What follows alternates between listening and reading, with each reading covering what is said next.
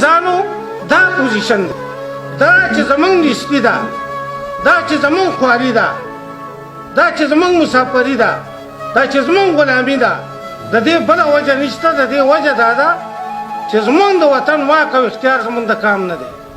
پښتونخوا ملي پارټي دا واک او اختیار غواړي.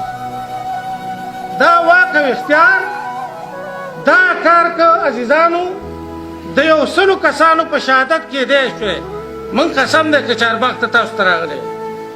پښتونخوا پارټۍ کې سل کسان داسې شته چې دا واوري چې د دې وطن ازادي زما په مرګ ده. ما دا یقین دی چې دا ناست کسان به د ټول نه مخکې پاڅېدلي ول به دا کاکاجي پاڅېدلی چې د دې وطن دپاره ځان په شهادت رسوم، خو دا کام مې دې ازاد شي. سل کسان نه 1000 کسان به مونږ 1000 کسان به مونږ شهادت له ورکړو.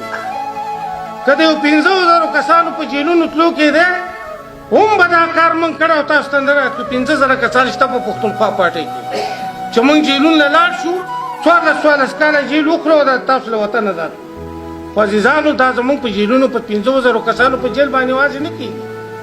تر څو چې دا کام د کام په حیثیت د دې خپلې پارټۍ سره ونه درېږي، د دې خپلې پارټۍ ملګرتیا ونه کړي او چې د دې ملګرتیا یې وکړه عزیزانو، ګوره دنیا کې یو ټکی د ازادۍ ټکی دی.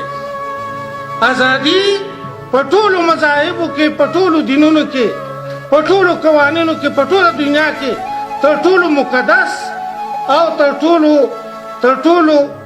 ټولو چې کوم دی خوږ ټکی دی ازادي. ازادي هغه شی دی چې قانونه په خپل بچي حلالوي.